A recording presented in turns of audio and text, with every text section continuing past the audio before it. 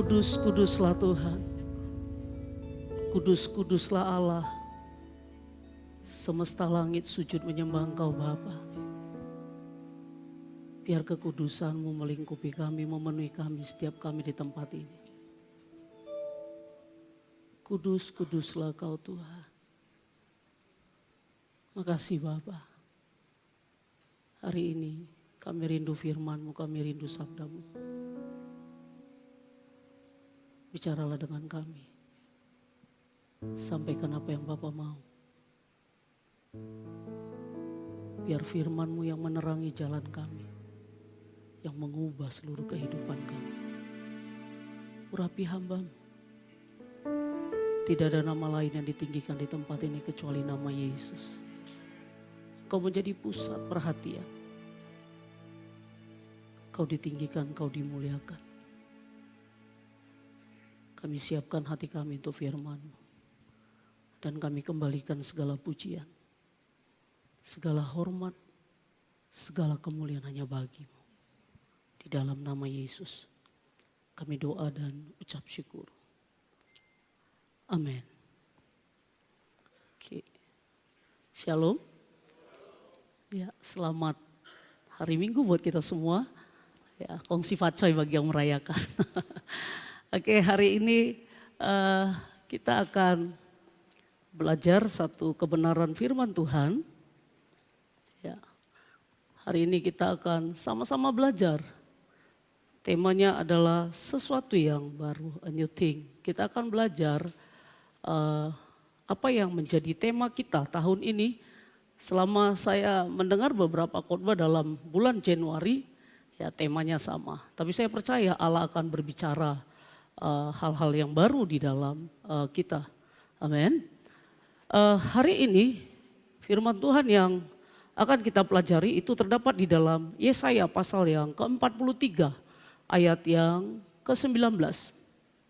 Ya, Yesaya 43 ayat yang ke-19. Saya akan baca buat Bapak Ibu. Lihat, aku hendak membuat sesuatu yang baru. Yang sekarang sudah tumbuh. Belumkah kamu mengetahuinya? Ya, aku hendak membuat jalan di padang gurun dan sungai-sungai di padang belantara. Kalau kita lihat kalimat ini dimulai dengan kata ada perintah. Betul ya? Ada kalimat perintah yang Tuhan berikan. Tuhan bilang, lihat. Kalau saya suruh Bapak Ibu, lihat saya. Itu kalimat perintah supaya melihat. Apa yang perlu dilihat? Tentunya perlu mengetahui apa yang perlu dilihat yang disuruh Tuhan.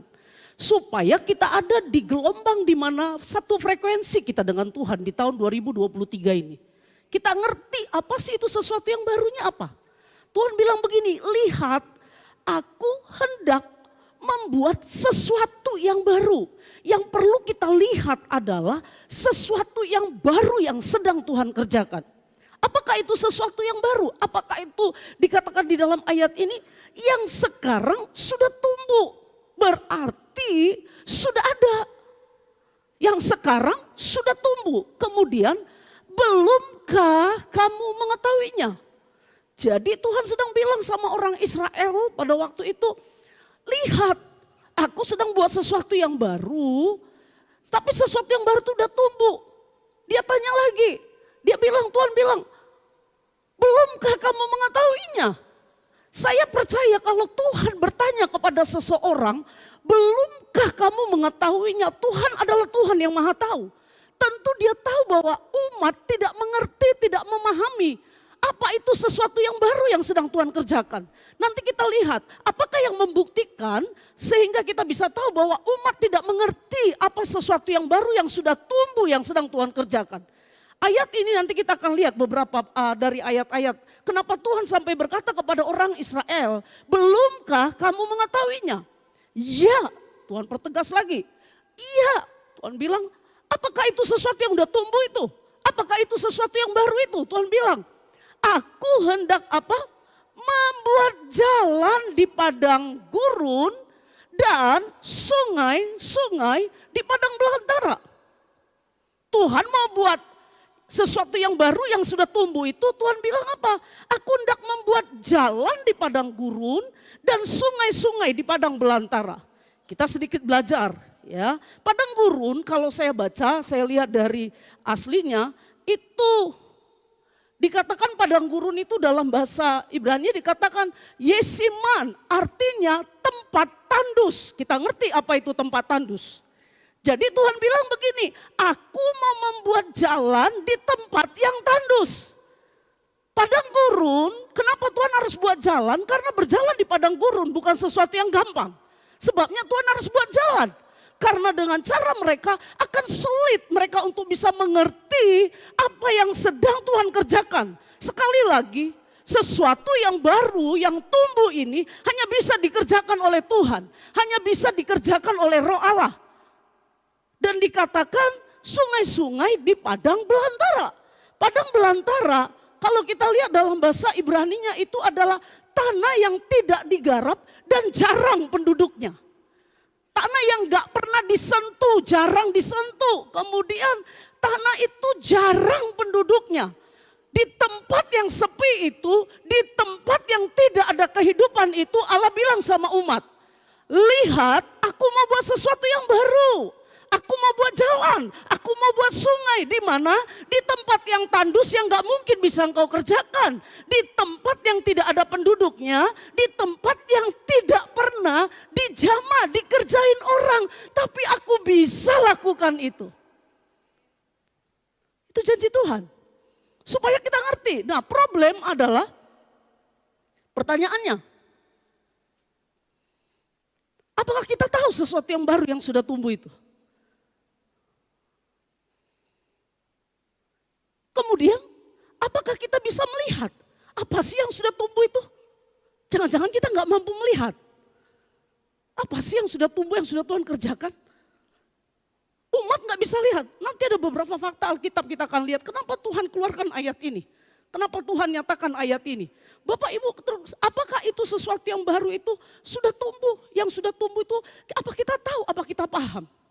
Bapak Ibu, sebelum kita melihat lebih dalam, saya akan ceritakan dulu background dari ayat ini. Ayat ini adalah berkisah tentang pada waktu orang Israel ada di Babel. Mereka dibuang, ada dalam pembuangan. Mereka ada dalam pembuangan. Dan pada waktu itu, kalau kita baca, pada waktu itu orang Israel sedang dalam keadaan putus harap. Mereka benar-benar putus harapan. Kenapa? Mereka adalah bangsa umat kesayangan Tuhan. Tapi faktanya mereka ada dalam pembuangan di Babel. Mereka ada dalam tawanan musuh. Mereka benar-benar dalam keadaan hopeless. Benar-benar hilang harapan. Kalau kita baca di pasal yang ke-14 dari ayat ini, Tuhan harus menyatakan saking mereka hopelessnya, mereka tidak percaya lagi kepada Tuhan. Karena mereka ada dalam tekanan, karena mereka ada dalam situasi yang amat sangat sulit. Kalau kita baca di pasal pertama sampai di ayat yang sebelum ini, Tuhan harus berkali-kali menyatakan dirinya kepada umat. Umat yang tidak percaya, umat yang dalam keadaan bimbang, umat yang dalam keadaan putus harapan. Kalau kita baca berkali-kali Tuhan bilang, akulah juru selamatmu, akulah penebusmu, akulah yang membentuk engkau, aku Tuhan yang akan membebaskan engkau, aku Tuhan yang akan melepaskan engkau. Kalau kita baca ayat di atasnya, berkali-kali Tuhan tekankan dengan satu maksud, pernyataan Tuhan itu penting bagi orang Israel. Kenapa? Karena faktanya mereka ada dalam pembuangan. Mereka tertekan. Ada sesuatu yang mereka butuhkan untuk meyakinkan mereka untuk bangkit. Saya nggak tahu situasi apa yang sedang kita alami. Apakah kita sama kayak orang Israel 2023 ini? Kita sedang bingung. Kita hopeless. Kita nggak tahu apa yang harus dikerjakan. Kita pikir semuanya kacau. Kita nggak tahu apa Tuhan yang kau mau. Tapi hari ini, kalimat yang sama, kalau Tuhan bicara sama Israel, Tuhan akan buat jalan, Tuhan akan buat sungai. Hal yang sama, kalau Bapak Ibu gak menemukan jalan, hari ini saya mau katakan Tuhan akan buat jalan. Kalau Bapak Ibu tidak menemukan sungai, rasanya kering, saya mau katakan hari ini, Tuhan akan memberikan sungai-sungai. Dia yang akan membuat sungai itu kepada kita. Amin. Jangan takut, jangan khawatir. Saya nggak tahu. Ada orang-orang bilang, wah kalau kita baca ya, wah katanya tahun 2023 tahun kelam. Waktu saya di Jakarta ketemu ada seorang kerja di salah satu perusahaan. Dia bilang tahun ini perusahaannya akan mem-PHK sekitar minimal 500 orang. Timbul kekhawatiran, ketakutan. Saya mau katakan, saya nggak tahu apapun itu, tapi saya mau bilang hari ini, situasi itu mungkin sama dengan situasi hari ini seperti bangsa Israel. Tapi dengar baik, apapun yang dikatakan orang, ada firman yang berkata hari ini lebih kuat daripada segalanya. Tuhan akan buat jalan, amin. Tuhan akan buat sungai-sungai, amin. Di tempat-tempat kering, di tempat di mana tidak ada kehidupan, Tuhan akan buka jalan. Tuhan akan buka sungai-sungai, amin. Hari ini kita mau lihat. Kalau kita lihat dari ayat ini, kita coba lihat. Kecepatan. Mengapa sih kita tidak dapat melihat? Kenapa sih kita nggak bisa melihat janji Allah? Kenapa sih kita nggak bisa melihat sesuatu yang sedang tumbuh itu? Kenapa sih kita nggak bisa tahu apa yang mau sedang Tuhan kerjakan? Yang sebenarnya udah tumbuh. Tapi Tuhan bilang, tidakkah kamu mampu melihat? Kenapa sih kita nggak bisa lihat? Bapak Ibu saya mau bilang ketika kita nggak mampu melihat, ini bicara tentang tujuan. Ketika kita nggak bisa tahu apa yang sedang Tuhan kerjakan, ini yang membuat hidup seseorang bias. Ketika seseorang nggak punya tujuan, hidupnya akan liar. Kita akan lihat nanti betapa bangsa ini adalah bangsa yang amat sangat liar. Saking liarnya nanti kita lihat. Ada beberapa hal. Saya lihat ayat ini, saya menyadari bahwa Tuhan adalah Tuhan. Kalau Tuhan, saya waktu beberapa lama melihat ayat ini, saya mikir Tuhan apa yang sedang kau kerjakan? Hal-hal baru apa yang sedang kau kerjakan? Tentu saya harus menangkap di mana Tuhan mempercayakan. Apa yang sedang Tuhan percayakan, apa yang harus aku tangkap. Seperti apa frekuensi supaya aku bisa satu frekuensi dengan engkau. Ketika aku satu frekuensi, aku gak akan mengalami kesulitan. Hidupku gak akan bias, hidupku akan efektif. Waktu-waktuku akan efektif. Kenapa? Karena aku tahu apa yang sedang Tuhan tumbuhkan. Pertanyaannya kenapa kita gak bisa melihat? Yang pertama, kalau kita lihat, karena kita hidup dengan masa lalu. Hidup dengan masa lalu. Bukan saya bilang kita bisa melupakan masa lalu.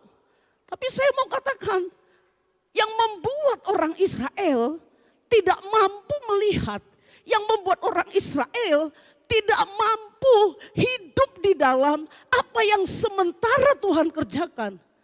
Karena mereka hidup dengan bayang-bayang masa lalu mereka. Kita akan lihat di Yesaya 43 ayat 18. Apa buktinya bahwa mereka hidup di masa lalu? Bapak Ibu, sebelum ayat 19 muncul, ada ayat 18 yang berkata seperti ini. Firman-Nya, janganlah ingat-ingat hal-hal yang dahulu. Sebelum kata muncul, lihat, Tuhan bilang ayat 18, janganlah ingat-ingat hal-hal yang dahulu. Apalagi, dan janganlah perhatikan hal-hal yang dari zaman purbakala. Tuhan bilang sama orang Israel, janganlah ingat-ingat hal-hal yang dahulu. Hal-hal yang zaman purbakala itu di ayat sebelum muncul ayat 19. Tuhan ingatkan, jangan ingat-ingat masa lalu. Kemudian Yesaya 43 sebelumnya lagi di atasnya Tuhan bilang begini. Beginilah firman Tuhan yang telah membuat jalan. Jadi dengar, tadi kata Tuhan, aku akan membuat jalan. Bukan jalan yang baru, jalan itu sudah tumbuh. Sesuatu yang baru itu sudah tumbuh. Di ayat 16-17 Tuhan bilang, yang telah membuat jalan melalui laut dan melalui air yang hebat. Yang telah menyuruh kereta dan kuda keluar untuk berperang. Dan juga tentara orang gagah mereka terbaring. Tidak dapat bangkit, sudah mati, sudah padam sebagai sumbu. Bapak Ibu, ayat 19 muncul, Tuhan bilang jangan ingat-ingat lagi. Di ayat 16 sampai 17, Yang pertama tadi saya katakan, jangan ingat masa lalu yang membuat orang Israel tidak mampu melihat sesuatu yang tumbuh, yang baru yang sedang Tuhan lakukan. Karena mereka terus hidup dengan masa lalu mereka. Pikirannya semua hidup dengan masa lalu. Sudah dibebaskan dari tanah Mesir, tapi selalu hidup dengan masa lalu. Selalu memegahkan masa lalu. Padahal Tuhan sedang menyediakan hal yang baru. Gak mampu melihat kenapa. Fokusnya semua ke masa lalu. Sebabnya Tuhan kasih, yang mana itu yang masa lalu? Bapak Ibu, yang masa lalunya kita akan lihat yang baik dan juga yang negatif kita akan lihat apa yang mereka lakukan. Ayat 16, ayat 17 ini, perikop ini masa lalu itu Tuhan bilang begini, ada satu perjalanan orang Israel kalau kita lihat. Tuhan yang tadi sudah membelah katanya. Keluaran 14 ayat 19 sampai 21, saya akan baca dengan cepat. Kemudian bergeraklah malaikat Allah yang tadinya berjalan di depan tentara Israel, lalu berjalan di belakang mereka. Dan tiang awan itu bergerak dari depan mereka, lalu berdiri di belakang mereka. Demikianlah tiang itu berdiri di antara tentara orang Mesir dan tentara orang Israel. Dan oleh karena awan itu menimbulkan kegelapan, maka malam itu lewat. Sehingga yang satu tak dapat mendekati yang lain semalam-malaman itu. Lalu Musa mengulurkan tangannya ke atas laut. Dan semalam-malaman itu Tuhan menguakkan air laut dengan perantaran angin timur yang keras, membuat hal itu menjadi tanah kering, maka terberalah air itu. Saya mau ceritakan kisah ini. Bapak Ibu, di ayat 16 tadi dikatakan, aku sudah membelah laut dan semua tentara-tentara mati. Tuhan sedang menceritakan satu kisah masa lalu, yaitu waktu orang Israel bisa berjalan di laut Teberau. Ini kisah ini diangkat dari situ, dari muncul Yesaya 43 ini. Tuhan bilang, aku pernah membelah laut Teberau, kemudian aku pernah musuh-musuh mereka sampai sumbu mereka enggak menyala, tentaranya jatuh semua. Tuhan sedang mengingat masa lalu mereka di dalam Mazmur di dalam Yesaya 43:19 ini. Dan saya mau bilang sama Bapak Ibu, apa yang bisa kita pelajari dari sini? Bapak Ibu, kalau kita lihat perjalanan laut Teberau, Bapak Ibu pasti tahu waktu orang Israel keluar dari tanah Mesir menuju tanah Kanaan, ada yang Tuhan berikan kepada mereka tiang api dan tiang awan, betul? Kalau Bapak Ibu baca di Alkitab, tiang api, tiang awan, di situ ada Tuhan. Di tiang api, di tiang awan itu. Alkitab katakan kalau tiang awan berjalan, orang Israel akan berjalan menurut tiang awan. Pada waktu itu, waktu Tuhan sampaikan itu, tiang awan itu di depan mereka. Kemudian waktu mereka keluar dari Mesir, sampai di Laut Teberau, mereka mau nyebrang Laut Teberau, kemudian Firaun bilang, kejar itu orang Israel. Waktu dikejar, sampai mereka di Laut Teberau, itu musuh udah berhadap-hadapan. Orang Mesir udah sampai di Laut Teberau dan mereka berhadap-hadapan. Kalau kita baca ayat ini, hebatnya Tuhan, tapi Tuhan pun harus bilang, lupakan itu. Bapak Ibu, pada waktu mereka ada di Laut Teberau, kalau kita baca Alkitab, orang Israel marah, Musa, mau matinya kami di laut ini, mending kembalikan kami ke Mesir. Otaknya otak masa lalu. Pada waktu mereka pikir matilah kami di sini, di belakang musuh, di depan Laut Teberau. Tuhan tetap Tuhan. Bapak Ibu, apa yang dilakukan Tuhan? Itu tiang awan yang tadinya berdiri di depan, ada di atas di depan mereka. Itu tiang awan, kalau kita baca ayat ini, diputar sama Tuhan. Tiang awan itu akhirnya ada di antara umat Israel dan orang Mesir, kata Alkitab. Tiang awan itu pindah di tengah-tengah antara orang Israel dan orang Mesir. Semalam-malaman, kata Alkitab, kalau kita baca ini, tiang awan itu kemudian itulah yang tadinya itu menuntun.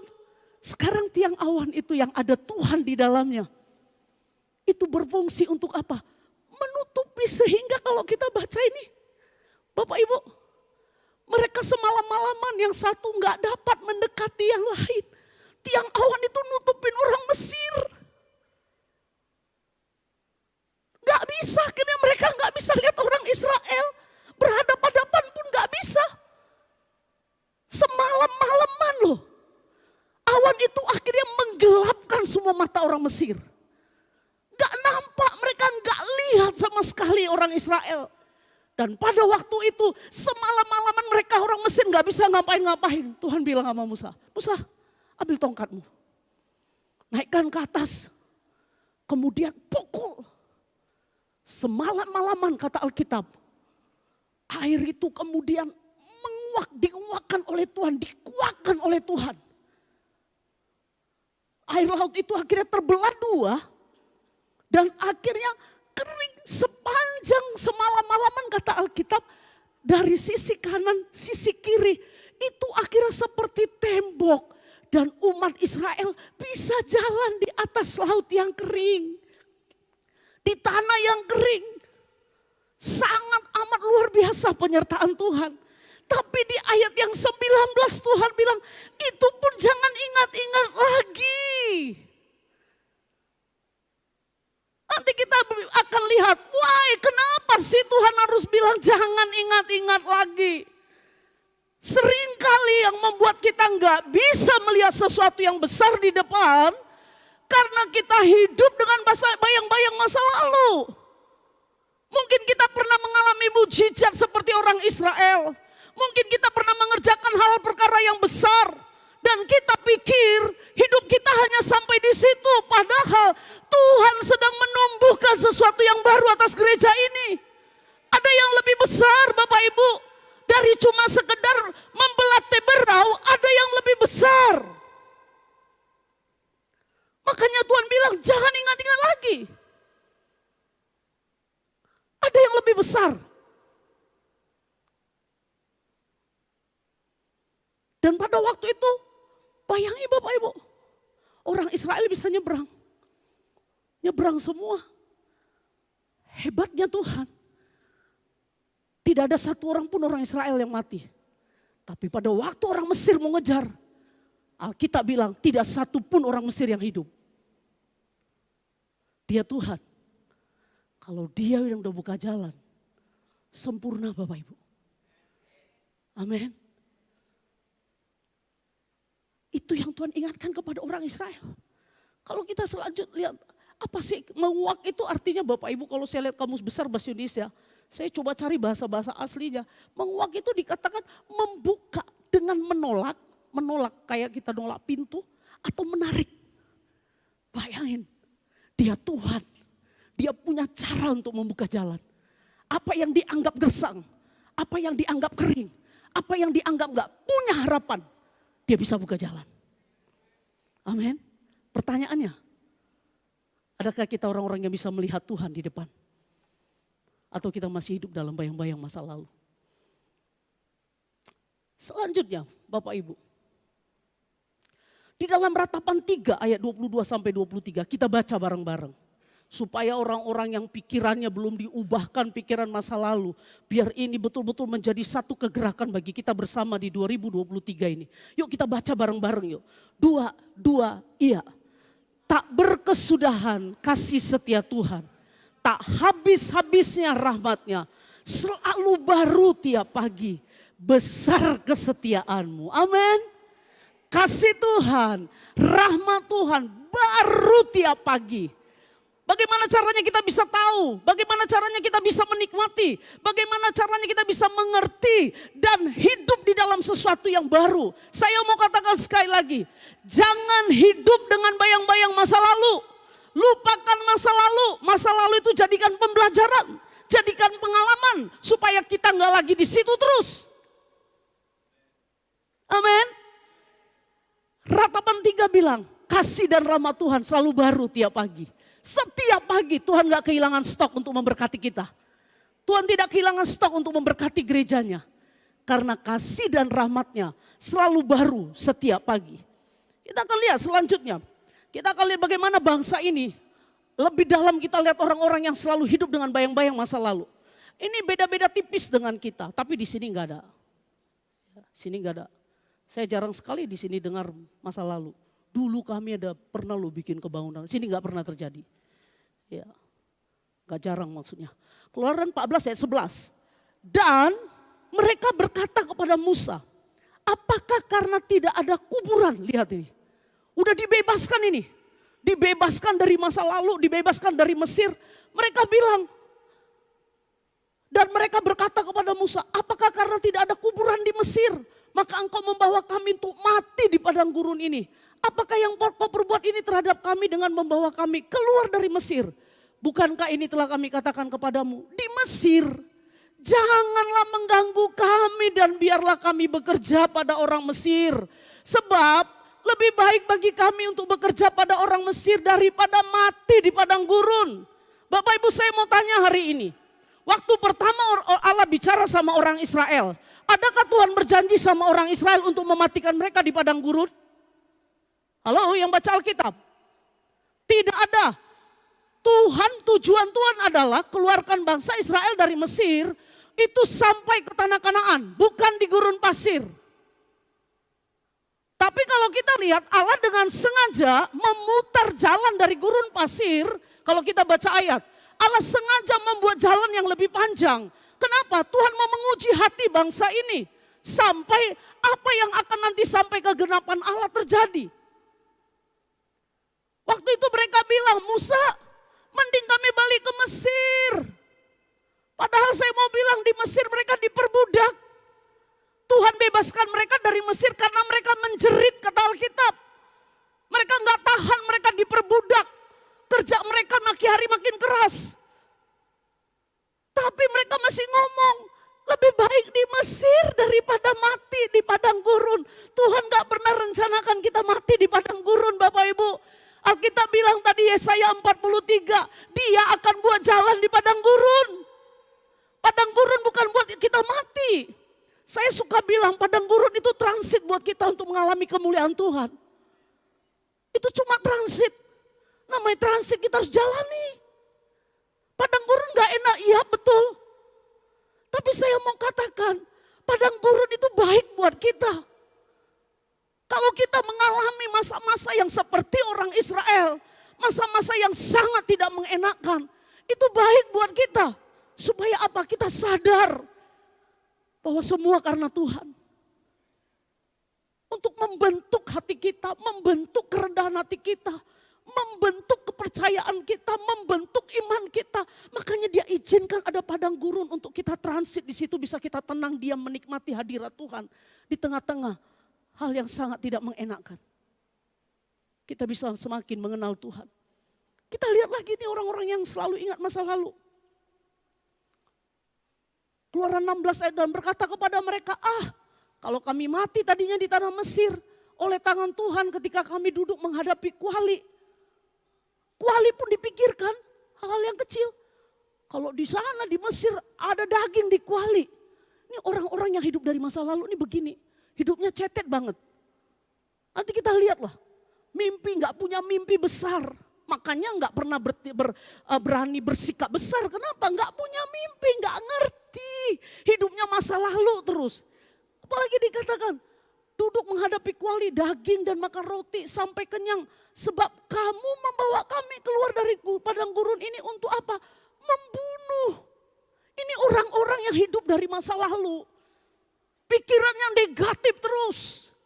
Mereka bilang sama Musa, mending di Mesir kalau untuk kau bunuhnya kami di sini. Sekali lagi saya bilang, Allah membebaskan orang Israel dari Mesir bukan untuk membunuh. Tujuan Allah adalah tanah Kanaan. Nanti kita lihat, semua pernyataan mereka jadi dan mereka akhirnya mati di gurun pasir. Sesuai dengan apa yang mereka katakan, sesuai dengan apa yang sering mereka ucapkan. Mati, dibunuh, begitu semua kata-katanya. Orang yang hidup dengan masa lalu, lihatlah orang-orang yang selalu hidup dengan masa lalu. Dulu, dia nggak bisa mengerti ada tujuan yang lebih besar yang Tuhan kerjakan di depan. Yang sudah tumbuh, dia nggak bisa lihat jalan yang sudah disiapkan Tuhan. Dia nggak bisa lihat sungai-sungai yang sudah disiapkan Tuhan. Saya percaya ada jalan-jalan yang baru yang sudah Tuhan siapkan di gereja ini. Ada sungai-sungai yang baru, mata air yang bisa dinikmati banyak orang yang sedang Tuhan kerjakan di gereja ini. Pertanyaannya, mampukah kita melihat itu? Selanjutnya, Ya, karena cukup banyak ayat-ayatnya Bapak Ibu. Kita sampai nanti di Bilangan pasal 30. Jadi dari Keluaran 14 sampai Bilangan pasal 32 saya akan kupas ayat ini. Saya akan coba dengan cepat Bapak Ibu. Kemudian apa yang harus kita lakukan kalau begitu? Apa yang harus kita kerjakan? Supaya kita nggak hidup lagi dengan bayang-bayang masa lalu. Supaya kita tidak lagi fokus kepada masa lalu sampai kayak orang Israel. Wah dulu begini, dulu. Wah saya dengar kadang-kadang dulu begini, dulu begitu. Sama kayak orang Israel. Apa yang harus kita lakukan? Supaya kita bisa melihat jalan yang disiapkan Tuhan dan sungai yang sudah disediakan Tuhan. Di dalam apa yang harus kita lihat? Di dalam Filipi pasal 13. Pasal 3 ayat 13 sampai 14. Yuk kita baca bareng-bareng. Ini yang perlu kita kerjakan bersama-sama. Kita bergandeng tangan. Semua kita bersama-sama. Dua, iya. Saudara-saudara, aku sendiri tidak menganggap bahwa aku telah menangkapnya. Tetapi ini yang kulakukan. Aku melupakan apa yang telah di belakangku. Dan mengarahkan diri kepada apa yang di hadapanku. Dan berlari-lari kepada tujuan untuk memperoleh hadiah. Yaitu panggilan sorgawi dari Allah dalam Kristus Yesus. Alkitab katakan, aku melupakan apa yang ada di belakangku. Di belakang jadikan sebagai pembelajaran, pengalaman kita. Bagaimana caranya supaya kita bisa melihat apa yang dijanjikan Tuhan. Tuhan hendak membuat sesuatu yang baru yang sekarang sudah tumbuh. Tuhan sedang buat jalan di padang gurun. Tuhan sedang buat sungai-sungai di padang belantara. Bagaimana caranya kita bisa melihat apa yang sedang tumbuh di depan yang sedang Tuhan kerjakan. Bagaimana caranya kita bisa melihat jalan yang sedang Tuhan buat di depan yang baru. Bagaimana caranya kita bisa melihat sungai-sungai yang sedang disiapkan Tuhan. Kata kuncinya, lupakan masa lalu dan berlarilah kepada apa yang baru yang sedang Tuhan kerjakan. Berlari, arahkan doamu, arahkan imanmu, arahkan harapanmu, arahkan pikiranmu, semua perasaanmu, semua tindakanmu kepada ayat ini. Aku hendak membuat sesuatu yang baru. Arahkan ke situ semua. Tuhan pernah buat sesuatu yang mungkin lebih hebat, mungkin seperti mujizat. Mungkin di gereja ini pernah Tuhan membuat orang buta menjadi melihat, orang timpang jadi berjalan. Mungkin ada orang sakit pernah sembuh. Dengar baik, Tuhan sedang buat sesuatu yang baru lebih daripada itu. Amin. Tuhan bisa kerjakan. Lebih dari itu Bapak Ibu. Lebih dari itu. Lebih dari itu. Karena kasih dan rahmatnya selalu baru setiap pagi. Dia Tuhan. Kalau dia berfirman pasti jadi.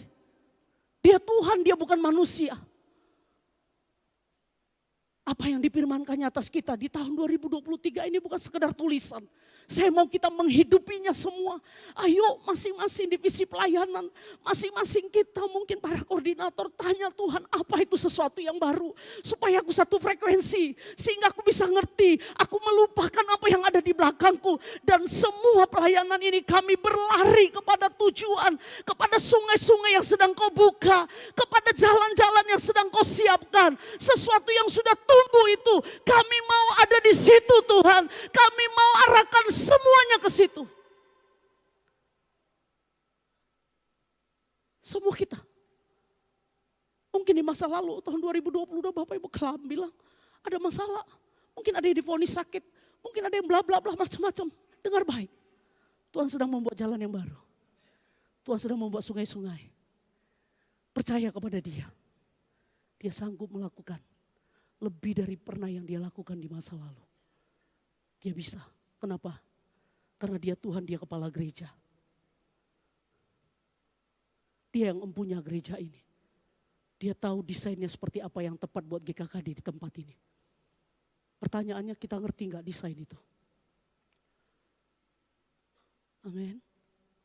Amin. Yuk kita bareng-bareng yuk. Kita hidup di dalam sesuatu yang baru itu. Yuk kita gandeng tangan yuk sama-sama. Kita bilang, aku mau ada di sesuatu yang baru itu. Aku mau satu frekuensi dengan jalan yang disiapkan Tuhan. Aku mau satu frekuensi dengan Tuhan. Dengan sungai-sungai yang sedang Dia siapkan. Supaya setiap orang menemukan kehidupan setiap orang yang haus datang ke gereja ini. Mereka menemukan sungai yang baru. Hidup mereka disegarkan oleh Tuhan.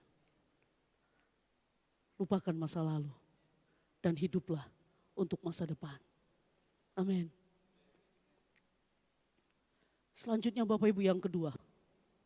Ya, ini semakin apa Bapak Ibu? Kencangkan ikat pinggang. Ya, ini semangka kalau tadi gigi 1, gigi 2, sekarang udah gigi 4 Bapak Ibu. Ya. Yang kedua, baca masalahnya sama saya sama-sama, dua-dua ya. Keras kepala, sombong, bebal. Sekali lagi yuk, dua-dua ya. Keras kepala, sombong, bebal. Ya. Saya berkali-kali mendengar khotbah di tempat ini tentang pikiran, tujuan. Ya Pak Peter waktu itu pernah juga khotbah tentang tujuan hidup. Orang yang gak pernah mengerti tujuan hidupnya akan liar. Tapi hari ini saya mau bilang sama Bapak Ibu. Salah satu yang membuat orang Israel tidak mampu melihat dan tidak hidup di dalam jalan yang disiapkan dan sungai-sungai yang disiapkan oleh Tuhan. Karena keras kepala, sombong dan bebal. Bapak Ibu, keras kepala, sombong, bebal, kalau kita baca Alkitab, itu seringkali selalu berdiri sejajar. Orang yang keras kepala identik sombong. Orang yang keras kepala identik bebal. Orang yang bebal pasti sombong. Nanti kita lihat ayat-ayatnya. Selalu satu ayat berdampingan. Salah satu yang membuat bangsa, umat tidak bisa melihat sungai yang disiapkan oleh Tuhan adalah karena keras kepala, bebal, dan sombong. Kita akan coba lihat, apa itu sombong? Dari bahasa aslinya, sombong itu dalam bahasa aslinya adalah huperepanos. Huperepanos itu artinya memiliki hanya satu kesimpulan dan satu pikiran di dalam orang itu sendiri. Sekali lagi, susah bilangnya, huperepanos. Ya sama-sama kita bilangnya, huperepanos. Iya, ya sedikit belajar bahasa-bahasa inilah ya, bahasa Yunani. Huperepanos itu artinya memiliki hanya satu kesimpulan dan satu pikiran di dalam diri orang tersebut. Artinya yang benar itu cuma dia. Waktu dia ngobrol sama orang, dia sudah punya satu kesimpulan. Dan kesimpulannya itu gak bisa diganggu gugat. Itu orang sombong. Biasanya ngotot. Oh di sini gak ada. Sini gak ada. Saya lihat di sini orang-orang yang, oh gitu ya. Oh, suka discuss di sini. Ya kalau dia discuss sama orang, dia gak bawa dulu sesuatu pemikirannya. Dan waktu ngomong pokoknya ini yang benar. Oke? Enggak, di sini gak ada. Coba lihat kanan kiri, bilang sama dia, di sini nggak ada. Iya. Ya, supaya yang banyak itu di mana? Ya di sana yang banyak, di sini nggak ada. Di sana yang banyak. Oke, sekarang kita lihat. Huperepanos, apa buktinya? Kita akan lihat. Keluaran 33 ayat 3, Tuhan lo yang kasih gelar sama orang Israel. Tegar tengkuk, keras kepala. Tuhan bilang gini, yakni di dalam Keluaran 33 ayat 3, yakni ke suatu negeri yang berlimpah-limpah susu dan madu. Kanaan itu janji Tuhan. Sebab aku tidak akan berjalan di tengah-tengahmu. Kenapa? Karena engkau ini bangsa yang apa? Bangsa yang apa? Tegar tengkuk. Kemudian supaya aku jangan membinasakan engkau di jalan. Jadi yang membuat orang Israel kalau kita baca ayat-ayatnya Bapak Ibu di dalam Yesaya 43 ini. Yang membuat mereka nggak mampu melihat tanah Kanaan, nggak sampai di tanah Kanaan. Yang membuat mereka nggak bisa lihat sesuatu yang baru. Yang membuat mereka nggak bisa melihat sungai-sungai dan jalan-jalan yang sedang dibuat oleh Tuhan. Adalah karena mereka tegar tengkuk, keras kepala, sombong.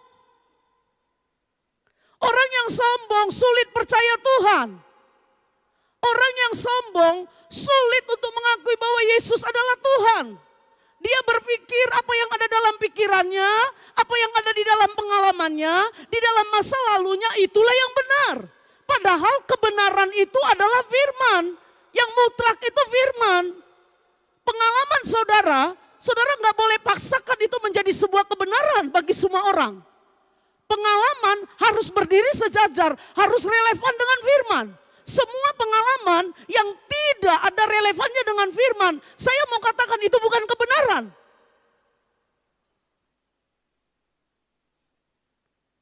mutlak itu firman. Apa yang dikatakan Tuhan itu yang mutlak. Ini yang gak boleh diubah. Saya gak boleh menjadikan pengalaman saya untuk menjadi kebenaran bagi semua orang. Karena apa? Yang menjadi mutlak itu adalah firman. Masalahnya ada orang-orang yang keras kepala. Yang menganggap bahwa apa yang dia lakukan, apa yang sedang dia kerjakan, itulah yang paling benar. Apa yang ada dalam pikirannya, kenapa? Tegar tengkuk, keras kepala, sombong, dan itulah yang membuat kita nggak bisa mampu melihat kebenaran ilahi, nggak bisa satu frekuensi dengan apa yang disiapkan Tuhan. Sombong. Selanjutnya, Bilangan 14 ayat 22. Semua orang yang telah melihat kemuliaanku, lihat sombongnya. Dan tanda-tanda mujizat yang kuperbuat di Mesir dan di padang gurun, namun telah 10 kali mencobai aku. Gila ya, orang yang diciptakan mencoba yang diciptai. Mencoba yang menciptakan. Lu kira siapa kita sehingga engkau mencobai Tuhan? Mencobai aku dan apa? Enggak mau mendengarkan suaraku. Kita menutup diri kita dengan kebenaran. Kita enggak mau diubahkan oleh kebenaran. Itu yang membuat kita enggak mampu berjalan di atas janji Allah. Kita enggak bisa melihat jalan yang baru. Kita enggak bisa melihat sesuatu yang tumbuh yang baru. Kenapa? Kita dikatakan Alkitab enggak mau mendengar suaraku. Sombong, keras kepala, bebal. Itu yang dilakukan oleh orang Israel. Tidak mau mendengarkan suaraku. Ada lagi kalau kita lihat. Bilangan 14 ayat 11. Tuhan berfirman kepada Musa. Berapa lama lagi bangsa ini menista aku? Bapak Ibu, waktu saya baca sebenarnya cukup panjang. Saya gak bisa angkat semua ayat. Waktu saya baca ayat ini, aduh saya gak kuat. Saya benar-benar tersungkur. Saya bilang sama Tuhan. Tuhan, lembutkanlah hatiku untuk bisa lebih taat kepada apa yang sedang kau kerjakan. Daripada dengan semua hal-hal kesombongan, pengalaman, apapun itu kehebatan-kehebatan yang pernah aku miliki. Ajar aku untuk lebih percaya Tuhan di jalan yang sementara kau kerjakan. Alkitab bilang apa? Tuhan berfirman, berapa lama lagi bangsa ini menista aku. Kemudian apa? Dan berapa lama lagi mereka tidak mau percaya. Dengar baik. Orang yang sombong pasti tidak percaya Tuhan. Karena dia percaya, ingat tadi, sombong itu adalah orang yang cuma percaya satu kesimpulan. Bahwa apa yang dia apai itulah yang paling benar, itulah yang paling tepat. Dia cuma percaya kepada apa yang menjadi pikirannya. Dikatakan apa kepadaku? Sudah apa? Sekalipun sudah ada segala tanda mujizat. Keras kepala banget ini bangsa. Berkali-kali lautnya beraut, dikasih daging, dikasih mana, dikasih roti, burung puyuh dikasih. Banyak mujizat yang Tuhan lakukan. Tapi tetap bangsa ini gak pernah percaya sama Tuhan. Kalau Bapak Ibu baca ayat per ayat dari mulai Keluaran 14. Waktu mereka keluar dari laut Teberau sampai di Bilangan. Itu benar-benar bangsa yang sangat tegar tengkuk. Bangsa yang keras kepala. Bangsa yang sangat amat sombong. Kalau bukan karena Musa yang selalu berdiri masuk dalam hadirat Tuhan. Dia datang ke hadirat Tuhan. Dia selalu masuk membela bangsanya. Berkali-kali Tuhan mau memusnahkan bangsa itu. Tapi berkali-kali Musa masuk merendahkan hati. Dia masuk ke hadirat Tuhan. Dia berdiri bagi bangsanya. Dan Tuhan harus melembutkan hatinya kembali. Bapak Ibu, kemudian apa? Sekalipun segala tanda mujizat yang kulakukan di tengah-tengah mereka. Tetap aja keras kepala. Disembuhkan keras kepala. Tetap aja keras kepala. Diomongin gak bisa. Tetap aja merasa apa yang dilakukan itu yang benar. Keras kepala, sombong, bebal. Menista, kalau kita lihat, arti menista itu adalah menghina, merendahkan. Bangsa ini berkali-kali menghina dan merendahkan Tuhan. Mereka selalu bilang, untuk apa kami ada di sini? keluarkan kami. Untuk apa kami ada di sini? Keluarkan kami.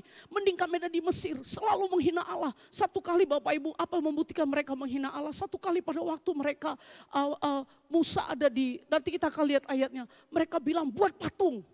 Ayo kita sembah, bikin Allah sama kami. Keras kepala, menista Tuhan, tidak pernah menghormati Tuhan. Keras kepala. Saya mau katakan sama kita, kalau kita mau melihat jalan yang Tuhan sedang sediakan, yuk mari kita lembutkan hati kita. Jangan keras kepala. Amin. Percaya kepada Dia. Karena orang yang keras kepala, yang sombong, dia pasti tidak percaya kepada Tuhan. Lanjut sedikit lagi Bapak Ibu dengan cepat. Keluaran 32 ayat 1. Ketika bangsa itu melihat bahwa Musa mengundur-undurkan, nah ini bukti mereka tidak menghormati Tuhan. Mengundur-undurkan turun dari gunung itu. Maka berkumpullah mereka mengerumuni Harun dan berkata kepadanya, mari buatlah untuk kami Allah. Wah, sombong banget kan. Pada waktu itu Musa bukan mengundur-undurkan. Dengar baik, orang yang keras kepala seringkali curiga. Curiga sama pemimpin. Saya mau bilang sama Bapak Ibu, Musa pada waktu ayat ini, dia sedang berada di Gunung Sinai. 40 hari, tahukah Bapak Ibu, Musa di Gunung Sinai bukan untuk kepentingannya. Selama 40 hari kalau kita baca Alkitab, Musa itu berhadapan muka dengan Tuhan. Tujuannya ngapain? Dia sedang ngobrol sama Tuhan, apa yang harus dilakukan sama bangsa ini. Musa sedang bergumul dengan Tuhan, sedang ngobrol masuk ke hadirat Tuhan di Gunung Sinai. Tapi bangsa itu bilang apa? Lihat Musa mengundur-undurkan waktu karena dia nggak jelas apanya. Ayo buat patung, Harun, disuruhnya Harun. Ini Harun bilang apa? Ya udah kumpulkan semua emasnya. Dikumpuli, dikasih, dibuat patung, kemudian mereka sembah, mereka menari-nari kata Alkitab kalau kita baca. Waktu mereka menari-nari mereka bilang, inilah Allah yang sudah membebaskan kita dari Mesir. Inilah Allah yang sudah membebaskan kita. Mereka nari-nari, mereka menyembah patung itu. Keras kepala banget. Itu yang membuat mereka nggak mampu melihat apa yang sedang tumbuh, yang sedang Tuhan kerjakan. Keras kepala. Mereka bilang, mari buatlah untuk kami Allah yang akan berjalan di depan kami. Sebab Musa, orang yang telah memimpin kami keluar dari tanah Mesir, tidak tahu apa yang telah terjadi dengan dia. Kita lihat lagi ayatnya selanjutnya. Supaya kita tahu apa yang melatar belakangnya ayat ini. Bilangan 14 ayat 3, 4 sampai dan 10. Mengapa Tuhan membawa kami ke negeri ini supaya kami tewas? Kata-katanya Bapak Ibu, aduh kalau kita baca ini semua, tewas oleh pedang dan istri serta anak-anak kami menjadi tawanan. Bukankah lebih baik kami pulang ke Mesir? Dan mereka berkata, lihat seorang kepada yang lain, baiklah, ini orang sombong nih, kita mengangkat seorang pemimpin lalu pulang ke Mesir. Kudeta ini kan, sombong kan. Gak punya lagi rasa hormat sama pemimpin. Gak bisa ngerti lagi bicara sama pemimpin bagaimana. Orang yang sombong, orang yang bebal, orang yang keras kepala. Boro-boro untuk suruh menghormati pemimpin. Mungkin menghormati orang selevelnya aja dia akan susah. Karena apa? Sombong. Karena dia pikir dia yang paling benar. Sombong. Bukankah dikatakan apa? Bukankah lebih baik kami pulang ke Mesir? Dan mereka berkata seorang yang lain, baiklah kita mengangkat seorang pemimpin lalu pulang ke Mesir. Lihat ayat 10. Lalu segenap umat itu mengancam hendak melontari kedua orang ini, Kaleb dan Yosua. Mau dilempari sama batu. Kalau kita baca ini kisah tentang pada waktu mereka sedang mau sampai ini, udah mau sampai tanah Kanaan ini. Kemudian waktu mereka mengintai, dikirim 12 orang. Yang 10 kata Alkitab semuanya menyampaikan kabar busuk. Hanya Kaleb dan Yosua yang bilang Allah bersama kita. Allah yang bersama mereka udah mati, gak ada Allahnya. Ya betul suku Enak besar-besar. Betul suku Enak itu adalah orang-orang yang gagah perkasa. Tapi Allah kita lebih besar. Kalau kita baca ayat-ayat ini di dalam bilangan ada 10 orang yang kerjanya kabar busuk. Besar-besar. Orang Enak itu kayak raksasa loh. Mereka itu orang yang biasa makan orang loh. Kabar busuk dan salah satu yang membuat kita kalau orang sombong itu ya suka begitu ciri-cirinya. Suka menyampaikan kabar busuk yang disampaikan. Bukan janji Allah, nggak fokus ke sini. Kabar busuk yang disampaikan. Dan akhirnya mereka bilang apa? Mereka sampai mau kudeta pemimpin. Dengar baik Bapak Ibu, sekali lagi saya mau bilang. Kalau kita mau ada, kita mau berlari-lari kepada apa yang di depan kita. Mari kita sama-sama, kita lembutkan hati kita rendahkan hati kita. Kita gantungkan diri kita kepada Tuhan dan kita percayakan kepada para pemimpin kita. Kita support pemimpin kita. Apa yang bisa kita lakukan, kita lakukan. Kita hormati pemimpin kita. Karena bagaimanapun mereka adalah tempat otoritas yang dipercayakan Tuhan sama kita. Kita harus melindungi mereka, kita harus doain mereka, kita harus support mereka. Karena mereka kayak Musa 40 hari. Dia gak ngapain-ngapain, dia bilang sama Harun, Harun aku mau menghadap Tuhan. Nanti kau urus bangsa itu. 40 hari dia tidak menampakkan wajah. Dia cuma naik ke atas gunung Tuhan. Selanjutnya. Amsal, ini ayat yang kita akan baca, yang tadi saya katakan orang-orang bodoh itu hampir sama. Saya akan baca dengan cepat. Mahkota orang bijak adalah kepintaran. Tajuk itu sama dengan mahkota. Tajuk atau mahkota orang bebal adalah kebodohannya.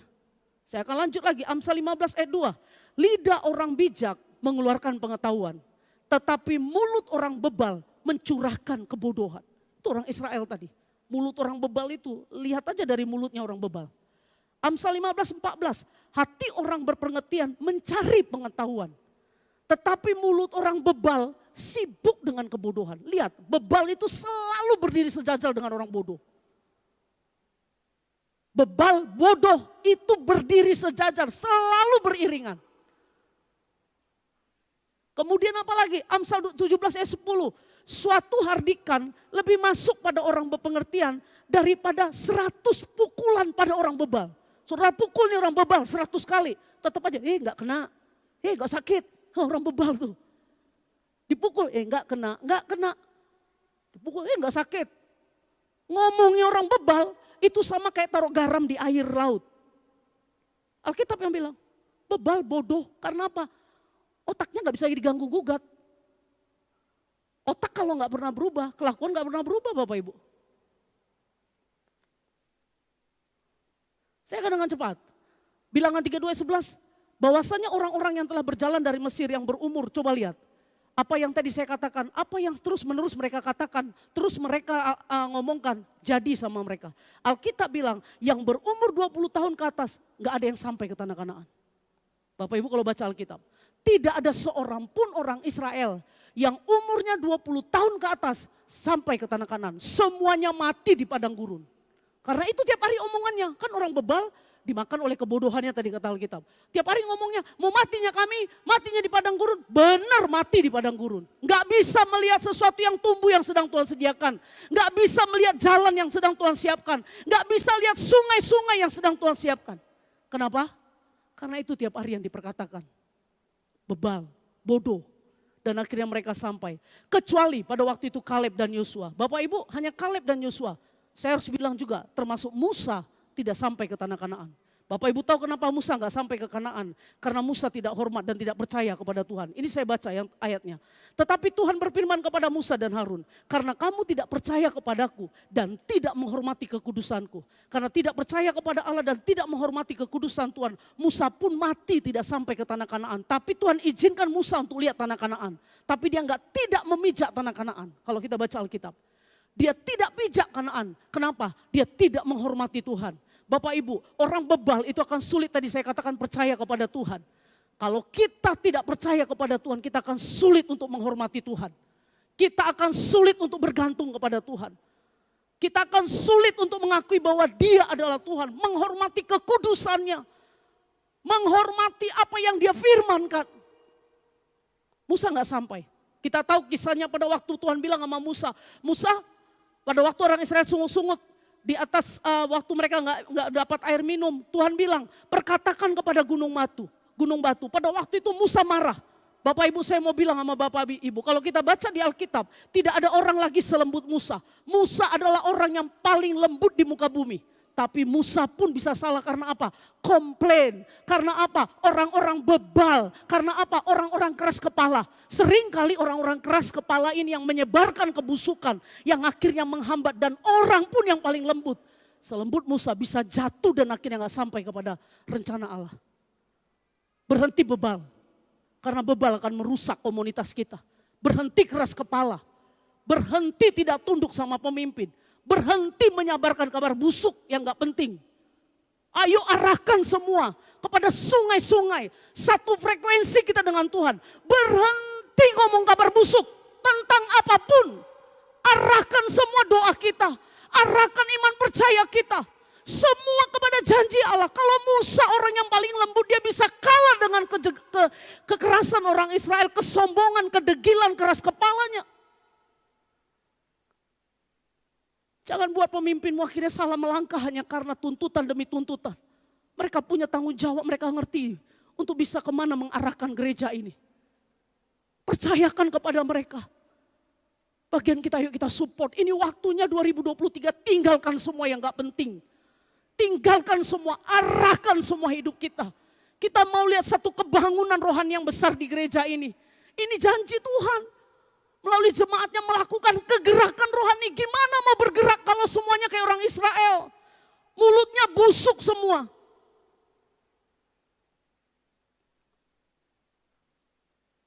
Ayo kita berjalan. Pada waktu itu Tuhan bilang ngomong.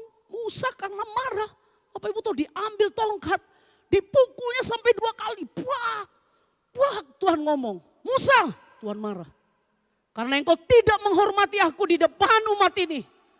Karena engkau tidak percaya kepadaku. Tuhan bilang, ngomong bukan pukul. Dengan Musa memukul, Musa gak percaya. Karena dari dulu dia punya pengalaman. Dia belalai beraut dengan pukul. Dia pikir hal yang sama. Dia pukul dan Tuhan bilang, engkau pun gak akan sampai ke tanah Kanaan karena engkau tidak menghormati Tuhan. Jemaat, kalau kita mau melihat sesuatu yang besar atas gereja ini, mari belajar hormati Tuhan melebihi apapun. Hormati Tuhan melebihi apapun. Pada waktu engkau ibadah, hormati Tuhan. Gak ada orang yang main handphone. Gak ada orang yang main sesuka hatinya. Hormati Tuhan, sembah Dia. Pada waktu kita sama-sama menyembah Dia, menghormati Dia, saya yakin kekudusannya, sungai-sungai itu akan mengalir dalam kehidupan kita. Semua yang sakit akan sembuh. Hormati Tuhan melebihi apapun. Hari ini kita mau merindukan 2023 bukan tahun yang sama. Ini bukan sekedar tulisan. Ini bukan sekedar slogan. Ini firman dan ini harus terjadi. Amin. Ayo kita sama-sama belajar melakukannya. Yang terakhir apa yang harus kita lakukan? Saya dengan cepat aja. Bapak Ibu, ini yang terakhir. Iya. Apa yang harus kita lakukan? Janganlah kamu menjadi serupa dunia ini. Berubah oleh pembaruan budimu. Berubah. Kalau engkau tahu, iya ini gak sesuai dengan firman. Ubah pikiranmu. Ubah pikiranmu. Karena apa? Apa yang masuk ke dalam pikiran kita? Saya dengan cepat, apa yang masuk ke dalam pikiran seseorang? Cara kerja otak itu kan apa yang terinput, itu yang teroutput. Sesuatu gak akan pernah bisa jadi perilaku ataupun pengetahuan kalau itu gak pernah diinput. Saya kasih contoh, waktu saya SD saya belajar 1 kali 1 karena saya input. Kalau saya nggak pernah input, saya nggak pernah sekolah, nggak akan pernah saya tahu 1 kali 1. Karena terinput. Cara kerja otak itu apa yang diinput di otak itu akan menjadi nilai, value seseorang. Menjadi belief, menjadi kepercayaan. Ketika dia jadi kepercayaan, dia akan jadi perilaku. Kalau sudah jadi perilaku, jadi kebiasaan, akhirnya jadi karakter. Dan yang terakhir, caranya bagaimana supaya perilaku kita berubah? Mari kita bersekutu dengan Allah dan mari kita baca Alkitab. Tahun 2023, saya berharap ini menjadi tahun momen dibagi kita. Yuk sama-sama yuk baca Alkitab. Gak ada hari yang bisa kita lalui, kita harus baca Alkitab. Saya mau katakan, saya tutup dengan ini, kalau Bapak Ibu baca Alkitab, 1 hari 4 pasal aja, 1 tahun itu Alkitab selesai. 4 pasal aja, selesai. 1 tahun. Kalau mungkin Bapak Ibu gak mampu 4 pasal, 1 ayat aja. 1 ayat aja. Yang penting tidak ada hari yang kita lalui tanpa kita baca Alkitab. Salah satu yang membuat kita keras kepala, bodoh dan bebal karena gak punya isi. Gak pernah baca Alkitab. Kali kalau ngomong kuat kali, tahap yang diomong gak tahu. Isinya gak ada. Tapi hari ini kita mau bersekutu dengan Tuhan. Kita mau mendekatkan diri kita kepada Allah. Dan kita mau hidup di dalam kebenaran Allah. Amin. Yang berbahagia adalah mereka yang mendengar dan melakukan firman Tuhan. Kita berdoa. Mari Bapak Ibu, kita sama-sama renungkan.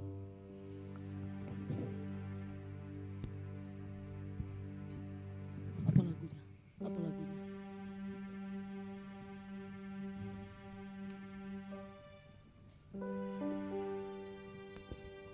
Bapak Ibu, mari kita rendahkan hati kita di dalam tangan Tuhan yang hebat.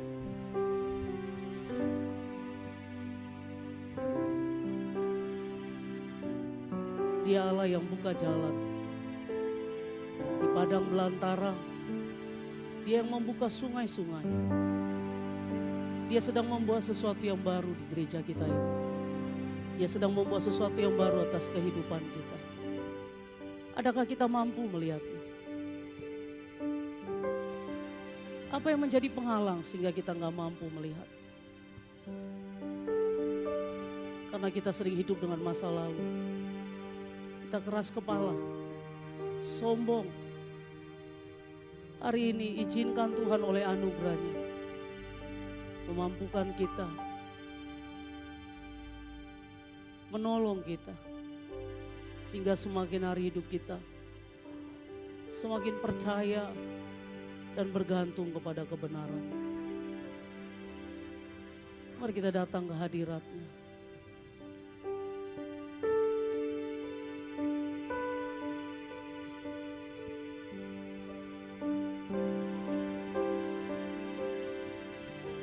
Dia buka jalan saat tiada jalan, dengan cara yang ajaib. Dia bukanya jalanku, Dia menuntunku dan memeluk diriku dengan kasih dan kuasa-Nya. Dia buka jalan, Dia buka jalan, Dia buka jalan.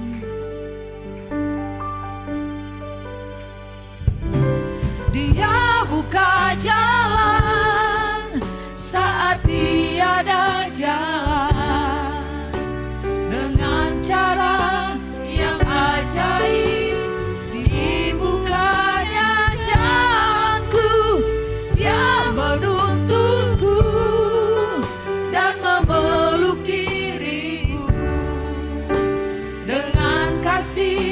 Dan kuasa-Nya, Dia buka jalan, Dia buka jalan. Di belantara Dia tetap menuntunku, sungai di gurunku temui.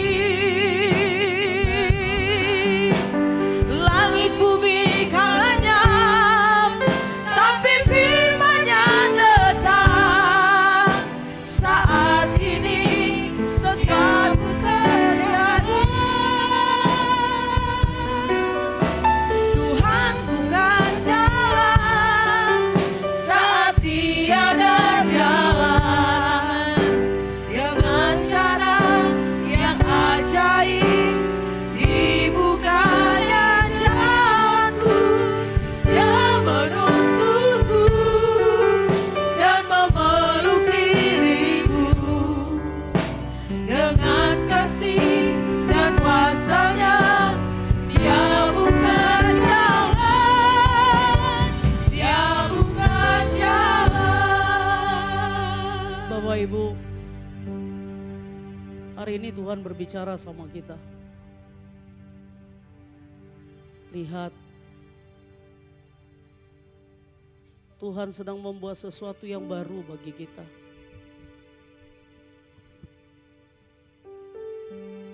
Tuhan sedang membuat sesuatu yang baru bagi kita. Tidakkah kita bisa melihatnya? Dia membuka jalan di padang gurun. Dia membuat sungai-sungai di padang belantara.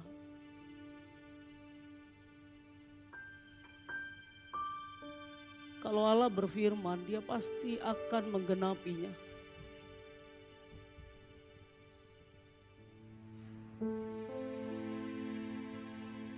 Hari ini, mari masing-masing kita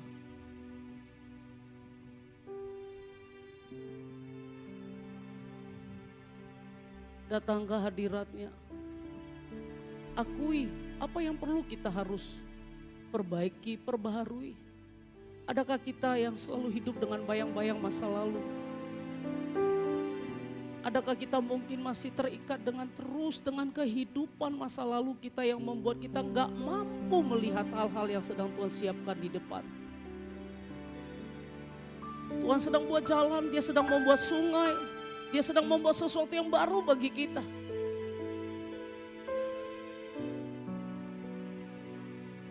Adakah kita karena keras kepala kita, karena ketidakpercayaan, kesombongan kita, yang membuat kita akhirnya tidak bisa menikmati jalan yang Tuhan sementara sediakan bagi kita? Hari ini mari kita terbuka di hadapan Tuhan. Rendahkan hati kita di dalam tangan Tuhan yang kuat. Anugerahnya itu cukup bagi kita. Di atas Kalvari semua sudah Dia selesaikan. Bagian kita mari datang sama Dia. Kita bilang sama Tuhan, Tuhan ajari aku untuk bisa mengerti dan hidup di dalam sesuatu yang baru yang sedang Kau sediakan. Ajari aku bisa memahami jalan sungai yang sementara Kau sedang siapkan. Buka hatimu, buka pikiranmu. Kasih dan rahmat Tuhan itu selalu baru setiap pagi. Dia sampai mati di atas Kalvari karena Dia memang senang melihat kita untuk menikmati anugerahnya, kasihnya, pertolongannya. Allah mengeluarkan orang Israel dari Mesir bukan untuk mati. Allah mengeluarkan bangsa Israel dari tanah Mesir menuju tanah Kanaan bukan untuk tetap ada di padang gurun. Allah sedang mengajarkan mereka bagaimana Tuhan yang hebat yang selalu bersama dengan mereka untuk menyatakan kemuliaan-Nya di padang gurun. Hal yang sama kalau kita mungkin sedang ada di padang gurun hari-hari ini dan kita kehilangan harapan, kita kehilangan kepercayaan, kita menutup pikiran kita untuk hal-hal yang besar yang Tuhan sediakan. Hari ini Dia buka jalan buat kita. Dia buka sungai-sungai buat hidup kita. Dia sedang sediakan sungai-sungai bagi gereja ini. Dia sedang membuka jalan bagi gereja ini. Dia sedang membuka sesuatu yang baru yang sedang tumbuh.